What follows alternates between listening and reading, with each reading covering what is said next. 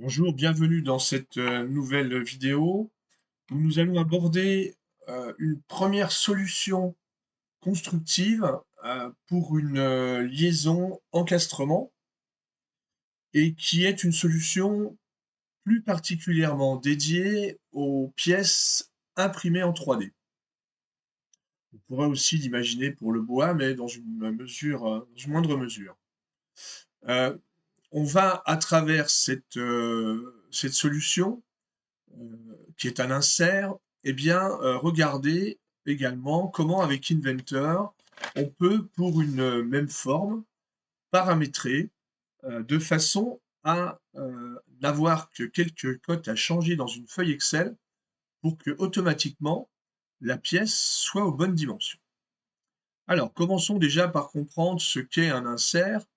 Donc, j'ai une petite vidéo là qui va vous expliquer ça. Voilà, donc on a fait un avant-trou avec on l'a juste au-dessus avec, l'impression 3D. Donc on a laissé volontairement une place ici.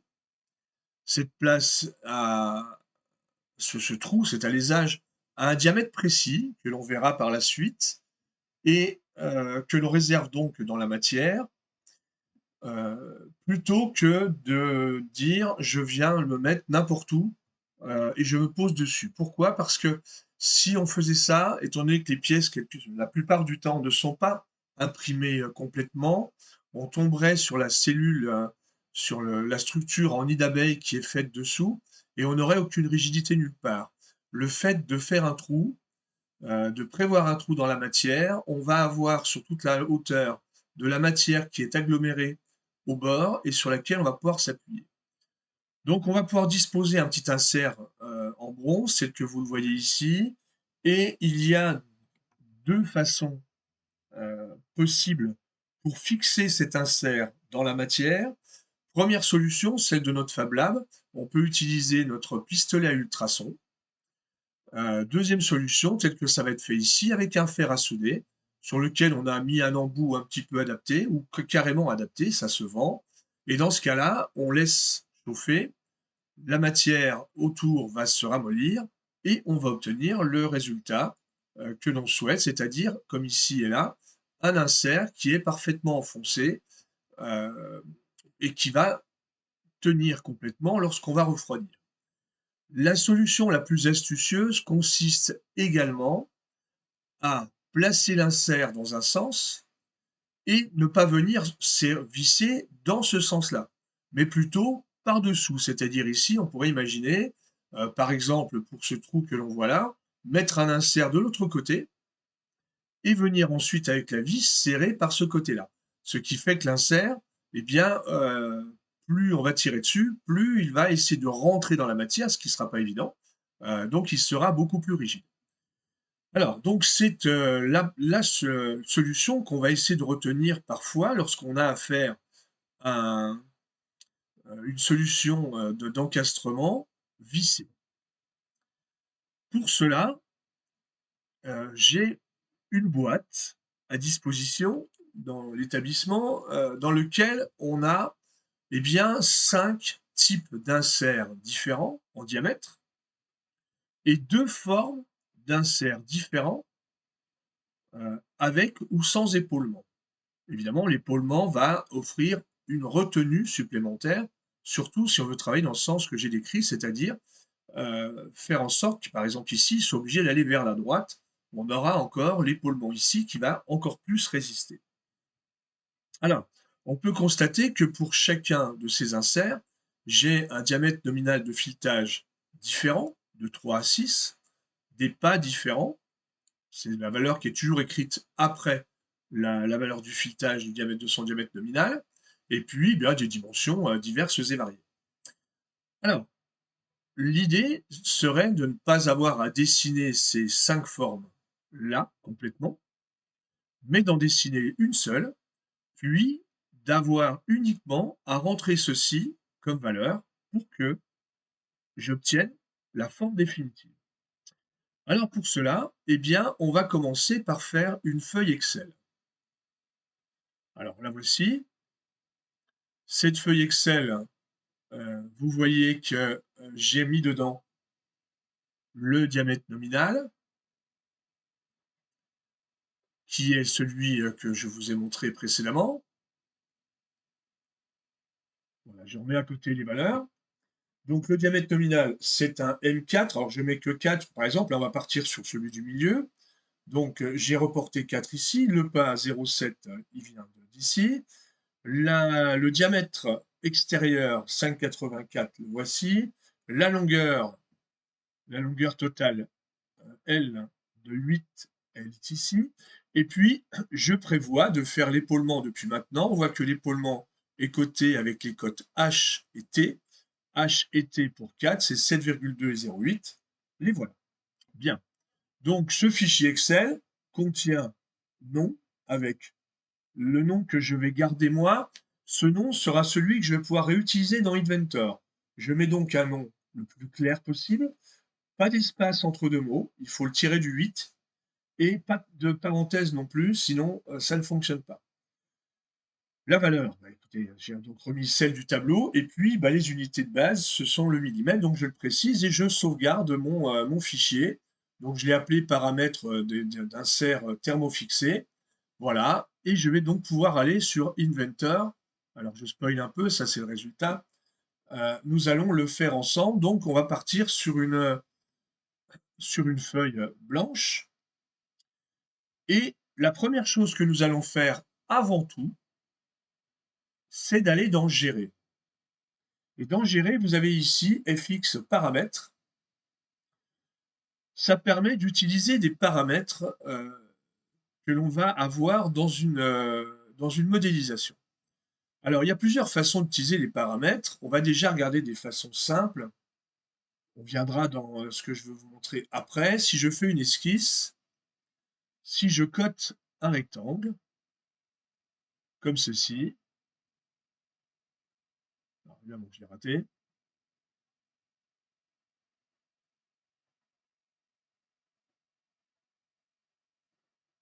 vous voyez apparaître ici des zéros.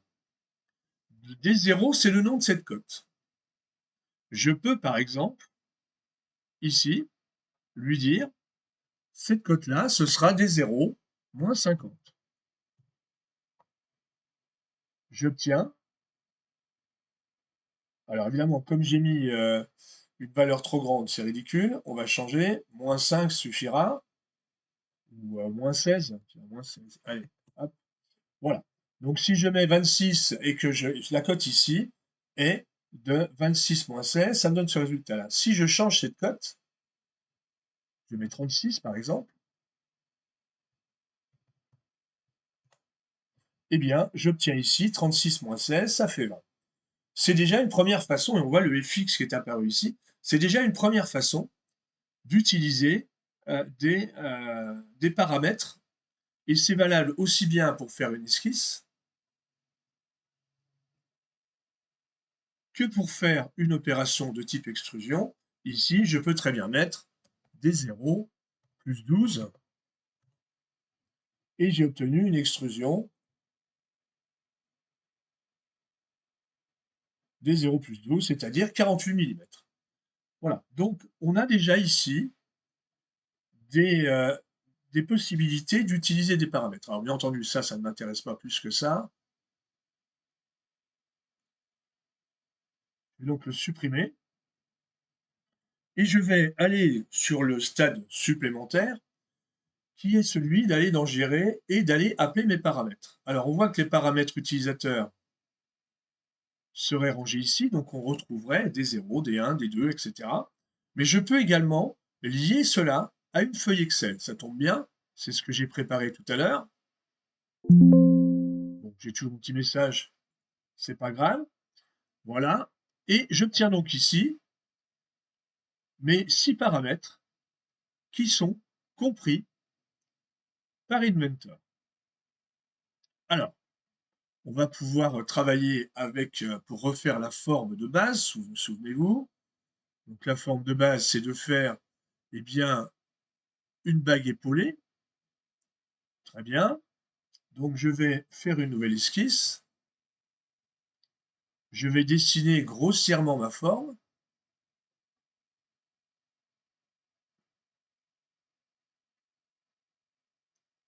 Voilà. Et je vais maintenant coter tout cela. Je vais le coter par rapport à l'origine. Et je vais commencer par le diamètre intérieur. On a dit qu'on allait faire la bague de 4. Le diamètre nominal, c'est 4. OK. Donc je mets ici 4, mais divisé par 2, puisque je vais travailler en réalité au rayon pour faire ensuite une révolution. C'est une pièce d'allure cylindrique. Il n'y a pas de raison d'extruder quoi que ce soit. Le diamètre extérieur maintenant, ce diamètre extérieur, eh bien, nous allons aller le dire sur le plan. Alors, je vais peut-être réorganiser cela autrement pour que ce soit plus commode à la lecture. Voilà. Alors, on voit qu'ici, le diamètre extérieur, c'est A. Il s'agit de 5,84. Je vais donc pouvoir remettre ici 5,84 divisé par 2. Voilà, j'ai calibré mes épaisseurs. L'épaulement a un diamètre T, H, pardon. Le diamètre H est de 7,2. Très bien. Je cote ici 3,6, 7,2 divisé par 2. J'en ai fini au niveau de mes diamètres pour l'instant. Repartons depuis notre plan. Ici, nous avons un épaulement de 0,8 mm avec la cote T.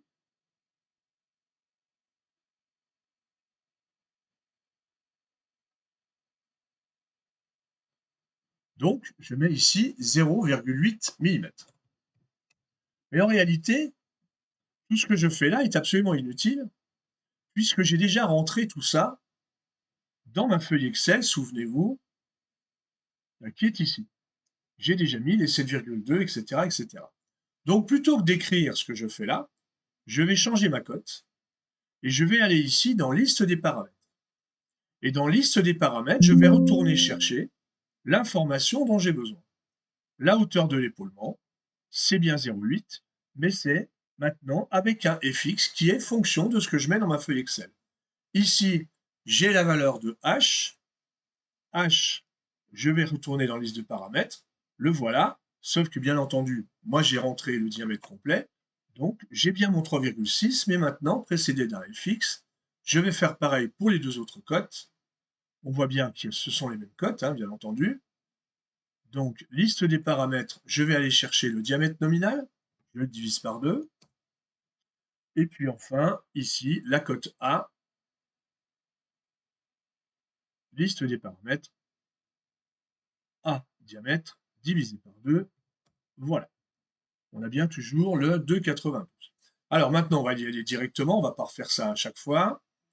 Il me manque la longueur totale de la pièce, ici, donc c'est le paramètre L. Je vais aller le chercher. Voilà, la longueur. Là, je n'ai pas besoin de diviser par 2, évidemment. Donc automatiquement, il s'est mis à 8, ça correspond bien. J'ai déjà rentré ici l'ensemble des informations dont j'ai besoin dans un premier temps. Il y a une toute petite gorge qui est faite à l'extrémité. Elle ne sera pas nécessaire pour ce que l'on veut faire. Voilà, je vais maintenant faire la révolution de cette pièce autour de l'axe X et j'obtiens l'allure générale de ma bague, de mon insert. On va le mettre en bronze, c'est la matière ou en laiton. On peut peut-être le mettre en laiton jaune, voilà, très bien. Il manque comme information essentielle, d'abord le filetage. Donc je vais faire, je vais faire taraudage, je choisis la surface, je choisis le profil ISO, M4 par 0,7, ça correspond bien au filet, au pas du filet que j'avais trouvé dans mon tableau, il n'y a pas de problème, c'est bien ça. On a bien un 4 x 0,7. Donc je peux cliquer sur OK, le filetage est fait. Enfin, il est fait d'un point de vue représentation d'Inventor. On aura l'occasion de reparler sans doute d'un filetage pour l'impression 3D.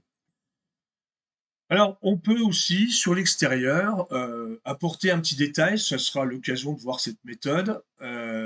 J'ai envie de rajouter à cela, eh bien, le molletage qui est à l'extérieur et qui va permettre de s'accrocher dans le plastique lorsque le plastique va fondre. Donc je vais réaliser dans un premier temps une décalcomanie. Pour ça, je vais créer un plan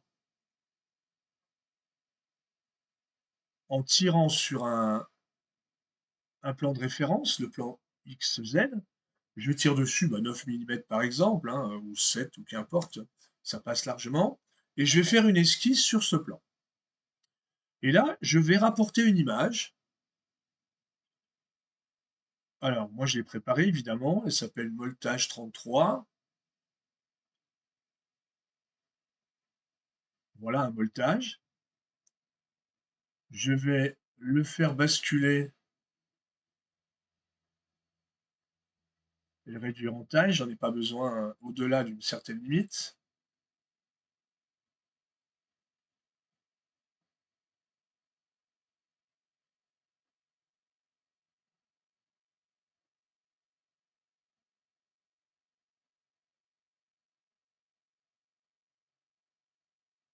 Voilà, j'agrandis. Bon, je ne dois pas être mal. Peut-être pas tout à fait centré. Voilà. Et puis maintenant, je vais lui demander de faire une décalcomanie de de mon image autour de ce cylindre. Je précise bien envelopper la face et j'obtiens un molletage tout autour. C'est uniquement pour le plaisir de vous le montrer, ça n'a pas une grande valeur ajoutée sur une simulation ou autre. C'est même quelque chose qu'on essaierait de ne pas trop faire pour limiter les performances de calcul de la machine. On va rajouter un petit chanfrein puisqu'il y a un chanfrein dessus. Alors, ce chanfrein, je vais aller chercher une cote aussi. Je vais aller chercher la valeur du pas. Voilà.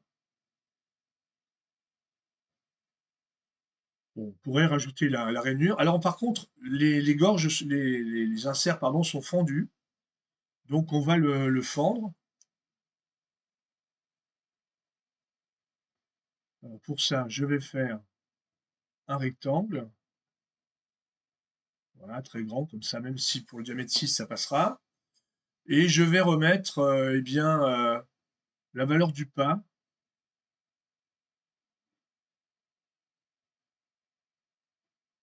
Divisé par 2.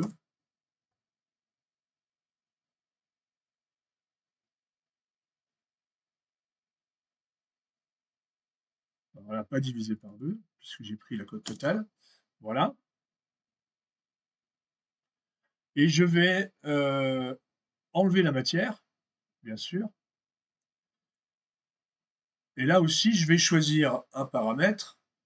Alors, dans les cotes dont je dispose, je pense qu'une cote qui serait pas mal, ça serait le A. Voilà, parce que on voit à l'œil que la bague n'est pas fendue jusqu'au bout, jusqu'à l'épaulement. Voilà. Je peux enregistrer cette pièce, désormais. Je vais le faire euh, sous un nom, insert M4.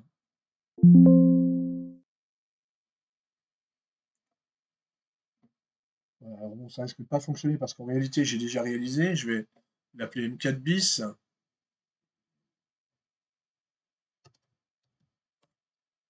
Voilà. Mais ce qui m'importe maintenant, eh bien, c'est de pouvoir créer un autre insert. Alors, par exemple, on pourrait prendre l'insert qu'importe, de 3, par exemple, ou de 5. Allez, le 5.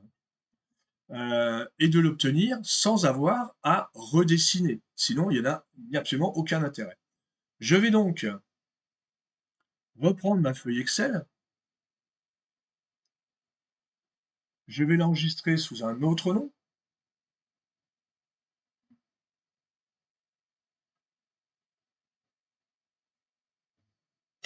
M5. Je vais changer les valeurs. Donc les valeurs sont un diamètre nominal de 5, un pad 0,8, 6,65, longueur 9,5, H vaut 8 et T vaut 1. J'enregistre. Je vais maintenant dans Inventor, enregistrer sous le nom M5.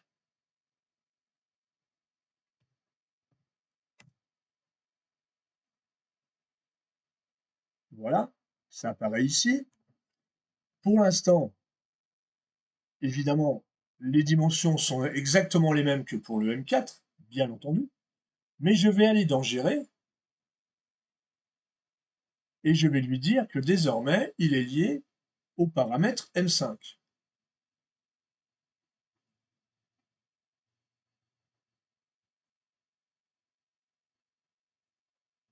On doit retrouver. Alors, évidemment, je supprime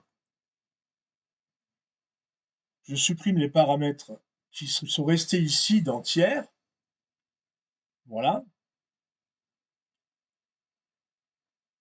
Et si tout va bien, si je mesure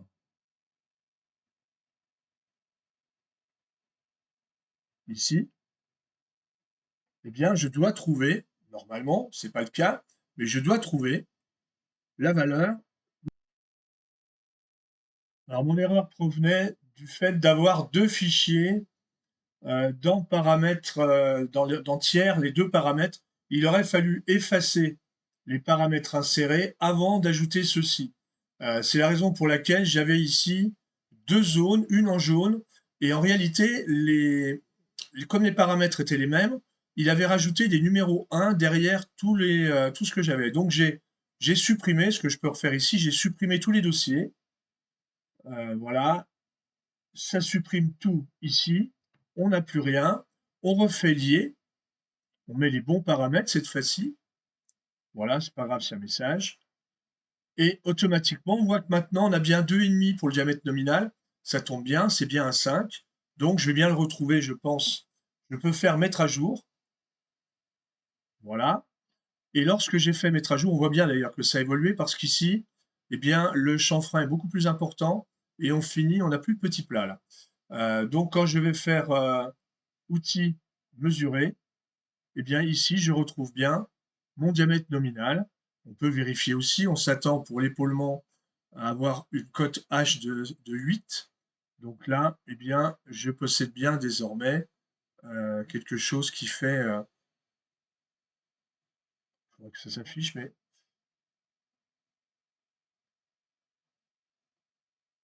Donc ça s'affiche uniquement là. On voit qu'ici, on a bien un diamètre de 8 sur notre pièce. Donc automatiquement, j'ai créé, sans avoir à dessiner, un insert d'une autre dimension. Je peux comme ça refaire tous mes inserts, les 5 inserts au total. Il suffit à chaque fois de faire un nouveau fichier avec un nouveau nom, de rappeler la feuille Excel qu'on a légèrement modifiée avant avec son nouveau nom, et on obtiendra le résultat.